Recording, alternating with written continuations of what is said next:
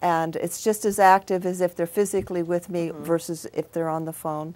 And the little girl was covered in a red rash all over her face, all over her little body, and there was this red, like this little bubble around her. And I knew immediately that the child was angry, and I said, "Are you angry?" And I heard this scream, and it threw me back. The child that you heard scream, not the woman, yeah.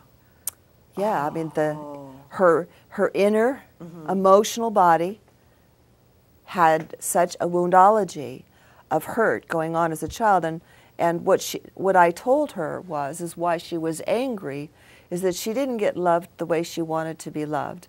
She was taking care of her mother's happiness, being responsible for her mother and her father. They had a very bad marriage, and this little girl gave up herself to be loved, to try to find that love from the mother and father.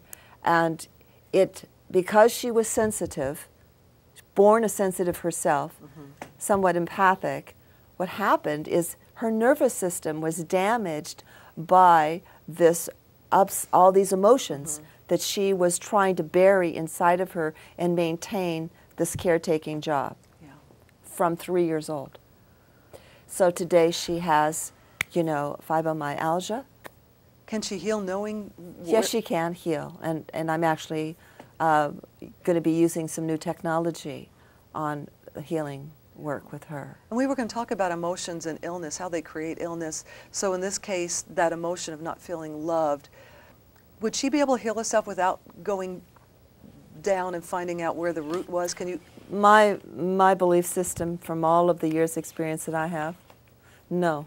You have to know what the fear and anger, either one of them are like a poison to the nervous system and to the body's systems, all of the systems. It's biochemical, it's electromagnetic, and we start storing from the time we're born, and actually can start storing from the time we're in the womb all the way to about 17 years old. This is the period that develops our personality, our belief system. And if that young person is running the show, then how can we become happy in our life if something else is actually, an inner part of us is actually saying, oh no, you can't risk that, you can't do this, and putting up all these limitations around your life. Yeah. So the young child was running this woman. She was so Absolutely. angry. She was running her life. Well, running everything, really. Everything. Yeah. Yeah. Sort of almost a self-destructive. But this woman is such a, she had colors in her field that I realized, and I told her this, that she was born to have some of these experiences with soul contracts with her mother and her father and her siblings, so that she could have some of this emotional experience, so that once she did heal, that she would be a testimony on how she healed painlessly. I believe in painless healing. I don't think anybody would disagree with Yeah, that. I really do. I really do. I think that we can observe a situation and with guidance, because there's two of us looking at it sometimes, my client and myself, and we're looking at this, and I come up with, or the spirit comes up with an analogy of what the situation's about, and my client feels it right here. That's a truth. So then the client moves, as we get into the truths, we move up like this, a bit at a time, until I've got them to a place where they can see that they have control to change it. So they feel, but they don't feel the pain. What you're saying is they'll go through this without feeling the pain. No. Yeah. Do you have to sometimes breathe through those emotions, and that helps get you there? Well, I gave up hands-on healing work years ago. I was very blessed and effective in doing the hands-on work, but I was also taking on very serious type of illnesses like cancer and drug addictions, and I was very naive, and I just jumped off the cliff. I had this ability, and I said, okay, I'm going to get in there and I'm going to do this. So what were you doing, pulling the energy of or the emotions? I just took it on. Yeah, because and I'd be sick, especially with AIDS, I'd be sick for days, and it would improve somebody's health. I didn't have any cures of AIDS, but I did in cancer. But I had to leave it because it wasn't joyful, and it was harming my own physical body. But there were some extraordinary experiences in my life while I was doing it. Were did you develop this ability to do this? I mean, no, you're born with it, but no, it developed. It developed through the psychicness that I had with the angels that are working around my life, and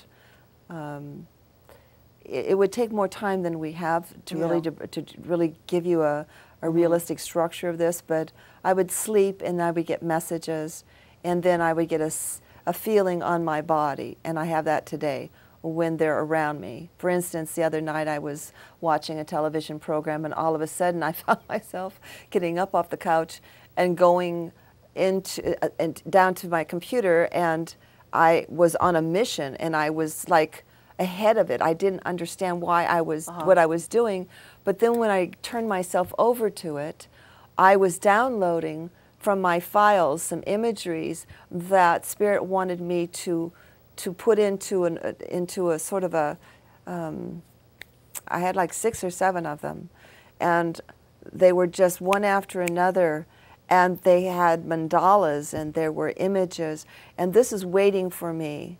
What's a mandala?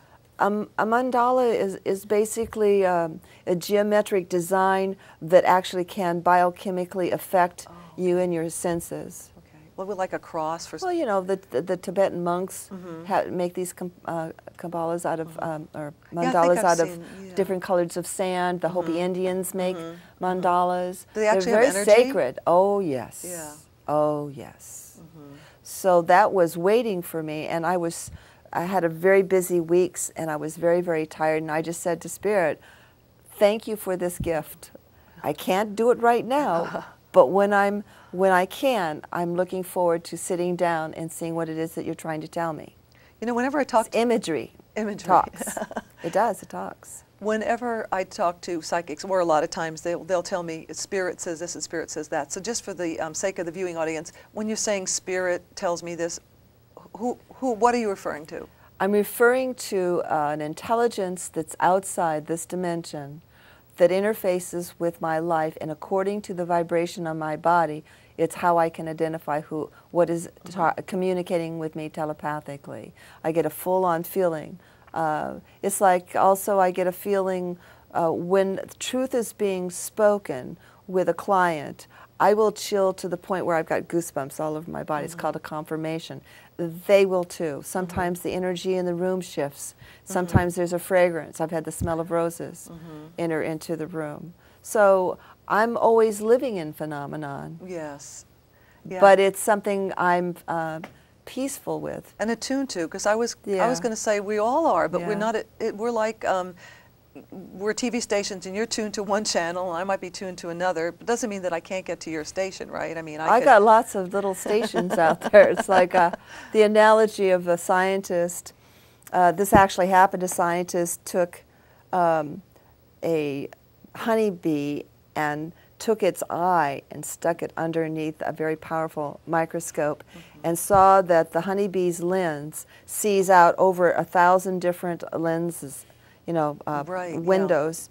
And this is what it's like being psychic, except that there's an intelligence that knows how to bring you the information in such a way that the language that's being used may be foreign to someone else, but to me, it's just another language that I comprehend, and I sometimes speak it. You know, if I want to do a metaphor, like I gave you the honeybee and the lenses. Yeah, and that people can understand that. That's easy. That's really good. Yeah. Do you like being psychic? I mean, are you? Yeah. Oh. Because you can help anybody people. that knows me knows that I'm in love with my life. And was there a time that you thought, oh, I don't really want to have this on me? No. No. No. There were times when I was living around ghosts that I was tested to the max because of having to be shamanistically, spiritually trained. Did they want to communicate with you? Yes. Yeah. Yeah. They see you as a possible way to communicate with their loved ones, or Well, I feel like I was in this house because I was supposed to be in this house. I was called to be on this property, and